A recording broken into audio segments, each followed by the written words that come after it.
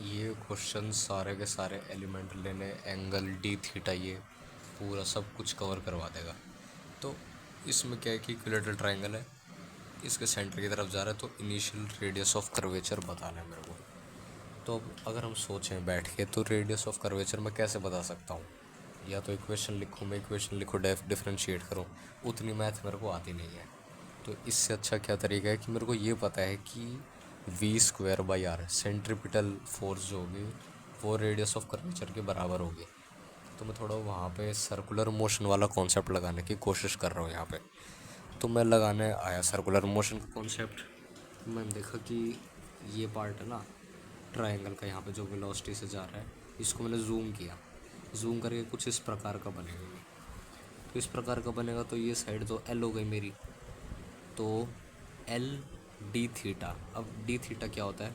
Omega d T. ये D theta हो गया, एल क्या हो गया? यहाँ का रेडियस। तो ये l d theta equal to d x होता है, या फिर जो आर्क लेंथ होते हैं तो वो होती है।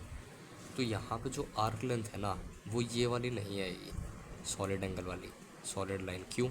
क्योंकि ये 90 डिग्री नहीं है। आर्क लेंथ की कंडीशन होती है कि दोनों जो हैं ये 90 डिग्री होने चाहिए, या 90 को टेंड करने चाहिए। तो मेरे को पता है इक्विलेटरल ट्रायंगल है तो ये एंगल तो हो गया 60 डिग्री, ये 60 है तो ये 30 हो गया। क्यों? क्योंकि मेरे को पूरे को 90 बनाना है। तो मैंने परपेंडिकुलर ड्रॉप किया, 90 बना दिया। तो ये जो होगी ना ये वाली वैल्यू, ये होगी एल ओमेगा डी टी। तो मैं इसका कॉस कंपोनेंट लूँगा। तो इसका मैंने कॉस कंपोनेंट लिया, कॉस 30 बना दिया।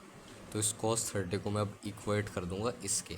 अब यहाँ देखें तो यहाँ पे वेलोसिटी से वो जा रहा है, वी वेलोसिटी से मेरा पार्टिकल चल रहा है। थोड़े टाइम के लिए तो मैं इसको लगभग स्ट्रेट मान नहीं सकता हूँ। तो इसको मैंने जूम किया ना, तो इसको बहुत बहुत बहुत छोटा कर दिया।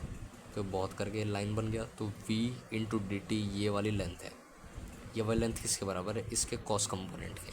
तो यहाँ से ये लिख दिया मैंने कि एल ओमेगा करते करते, तो यहाँ से ओमेगा की वैल्यू आ गई मेरी 2v/√3l। ये आ गई मेरी ओमेगा की वैल्यू।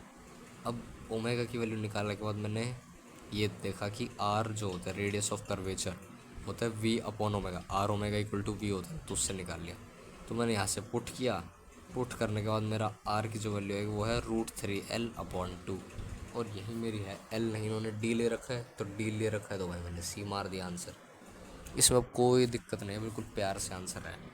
इसमें एक और नया कॉन्सेप्ट ये भी देखा मैंने कि सर्कुलर मोशन जो होता है, हमने देखा हो कि सर्कुलर मोशन के अंदर ये कैसे निकालते हैं।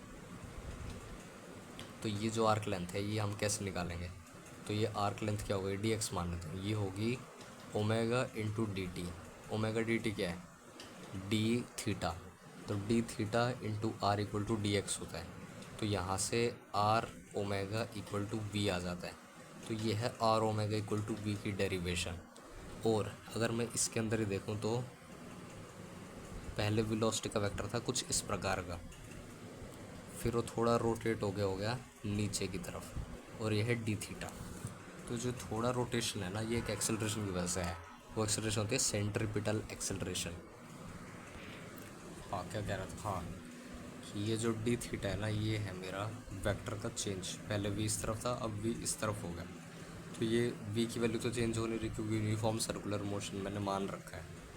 तो ये जो लेंथ होगी ना आर्क लेंथ, ये कितनी आएगी? V into d theta. यहाँ तक कोई दिक्कत नहीं है मेरे को। अब मेरे को ये भी पता है कि ना ये जो है ये चेंज है इस डायरेक्शन में। मतलब पहले वेलोसिटी इस डायरेक्शन में थी, अब इस डायरेक्शन में हो गई। तो जो ये चेंज आया है ना, ये जो डेल्टा वी है, मतलब ये वेक्टर माइनस ये वेक्टर, तो v initial vector minus v final vector, ये होता है डेल्टा वी। और डेल्टा वी किसके बराबर है? वी इंटू डी थीटा के। ठीक है। और डेल्टा वी और किस चीज़ के बराबर होता है? ए इंटू डी टी के। क्यों? क्योंकि ए जो होता है वो होता है d v by d t. तो इंटू डी टी कर दूंगा तो डेल्टा वी आ जाएगा। तो मैं कह सकता हूँ कि v into d theta equal to a into d t. हमें डी टी को इधर ले गया। ठीक है। तो ये क्या बन गया? ओमेगा। तो मैं कह सकता हूँ v ओमेगा इक्वल टू ए। तो v ओमेगा इक्वल टू ए आ गई। ये है मेरा ग्राउंड ब्रेकिंग डेरिवेशन।